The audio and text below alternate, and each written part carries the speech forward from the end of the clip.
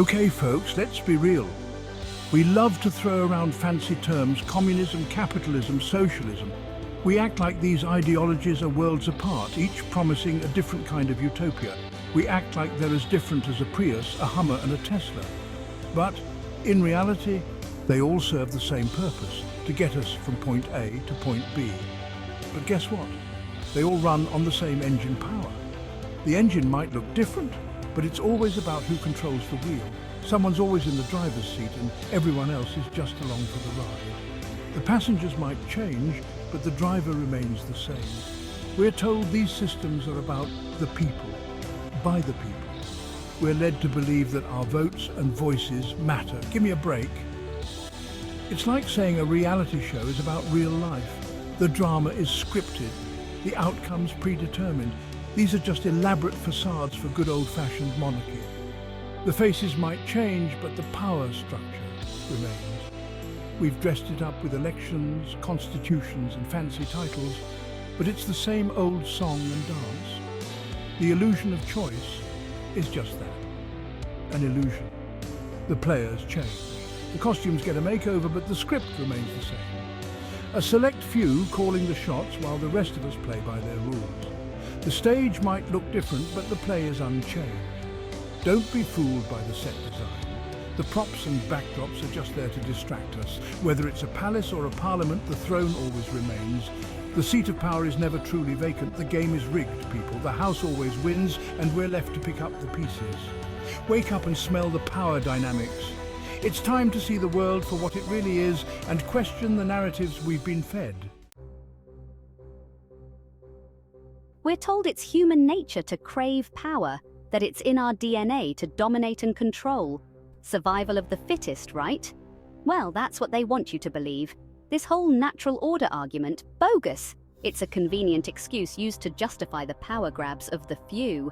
They want us to think that hierarchy is as natural as the sunrise. It's not. Think about it. When was the last time you saw a squirrel stage a coup to become king of the park? When did a pack of wolves elect a dictator? Spoiler alert, never. In the animal kingdom, hierarchies exist, sure, but they're based on immediate needs, like strength, experience, or ability to protect the group, not some insatiable lust for power and control. Let's talk about the real natural order. Nature is a delicate balancing act. It's a complex web of interdependence where every creature plays a role. Lions hunt gazelles, sure, but they don't enslave them, tax them, or write constitutions to solidify their rule. Nature understands something we humans seem to have forgotten. Balance is key. Too many lions, the gazelle population crashes and everyone loses. Too few, and the ecosystem gets out of whack. See, it's a system of checks and balances that makes even a Wall Street banker blush. Human societies, however, are obsessed with excess. We hoard resources, build empires, and constantly vie for dominance. It's like we're playing a never-ending game of Monopoly, but with real-world consequences. Here's a newsflash. Our current systems are unsustainable. They're like a gas-guzzling SUV in a world running out of fuel. We're told we need constant economic growth, but at what cost? Our planet is choking on our greed. We're depleting resources, polluting the environment, and driving countless species to extinction. And for what? So a handful of people can maintain their grip on power and wealth? Look, I'm no tree hugger, but even I can see this isn't working. We're on a one-way track to self-destruction. These man-made systems are inherently flawed because they ignore the fundamental laws of nature, balance, interconnectedness, and sustainability. We can't keep ignoring the warning signs. We're all on this sinking ship together. It's time to face the music and chart a new course. Section 5, The Matrix Reloaded, Societal Programming and the Illusion of Free Will. We like to think we're free thinkers, individuals making our own choices, navigating life with autonomy. But the truth is, we're all products of our programming, influenced by countless external factors. From the moment we're born, we're bombarded with messages about how the world works, what's right and wrong. Family, education, religion, media, they all play a part in shaping our beliefs and values, molding our perceptions. We're told what to think, how to behave, and most importantly, who holds the power in our society. It's like we're living in a giant social experiment, a carefully constructed reality. We think we're making our own choices, but we're just rats in a maze, following the paths laid out for us by unseen hands. The illusion of free will is powerful, almost hypnotic. It keeps us compliant, passive, and most importantly, accepting of the status quo, rarely questioning the system. But here's the kicker. The code isn't unbreakable. It can be challenged and rewritten. We can question the programming, dissect it, and understand its origins. We can choose to see the world with fresh eyes, free from the constraints imposed on us. It's time to unplug from the matrix and wake up to reality, to reclaim our true freedom and autonomy. Section 6. Culture Club, the real architects of our behavior. We love to blame our problems on human nature. It's greedy, it's selfish, it's inherently flawed. But here's the truth. Human nature is a cop-out. It's a convenient excuse to avoid taking responsibility for our actions. The real culprit? Culture. Culture is the software that runs our collective operating system. It dictates our values, beliefs, and behaviors. It tells us what's right and wrong, acceptable and unacceptable. Think about it. What's considered normal in one culture might be taboo in another. Eating insects, wearing a burqa, having multiple spouses, it's all relative. Culture sets the rules of the game, and we're all playing by its dictates.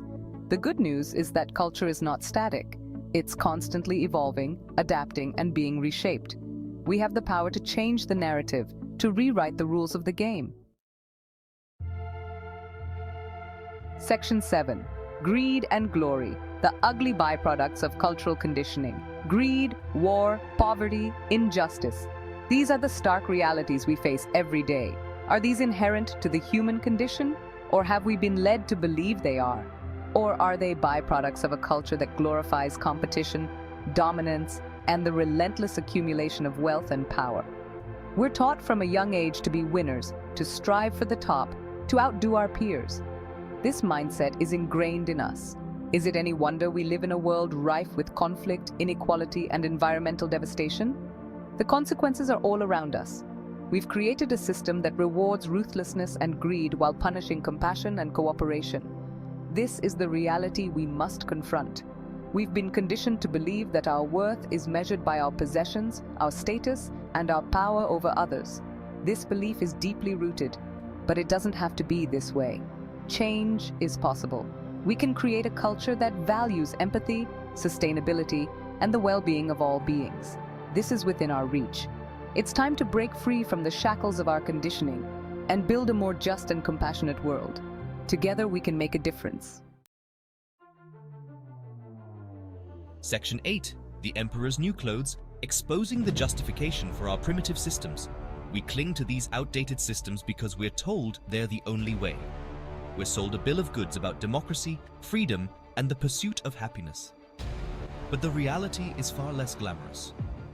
We live in a world where a handful of individuals control the majority of the wealth and resources. A world where wars are waged for profit and the environment is sacrificed at the altar of economic growth. It's time to call a spade a spade. Our current systems are not serving humanity. They're perpetuating inequality, fueling conflict, and driving us toward ecological collapse. We need a radical paradigm shift. A move away from competition and domination toward cooperation and sustainability. The Emperor has no clothes. It's time to wake up to the reality of our situation and demand a better future. Section 9. The illusion of progress, economic growth, and the path to environmental Armageddon. We're obsessed with economic growth. It's the holy grail of our time. But here's the inconvenient truth. Infinite growth on a finite planet is a recipe for disaster. We're treating the Earth like an all-you-can-eat buffet, consuming its resources at an unsustainable rate. We're like a virus, multiplying and expanding until we've consumed our host. This obsession with growth is a dead end. It's time to redefine what progress looks like. True progress means living in harmony with nature, ensuring the well-being of all people, and creating a just and equitable society. It's time to stop chasing the illusion of endless growth and start building a future where sustainability and well-being are the ultimate measures of success. Section 10. Wake up. Look, I know this sounds bleak, but I'm not trying to bum you out, I'm trying to wake you up. We're at a critical juncture in human history. The choices we make today will determine the fate of our species and our planet. We can continue down the path of self-destruction, clinging to outdated systems that serve only the few. Or we can choose a different path, a path of cooperation, sustainability and justice. It's time to shed the illusions, challenge the programming, and create a world that works for everyone. The power is in our hands. Let's use it wisely.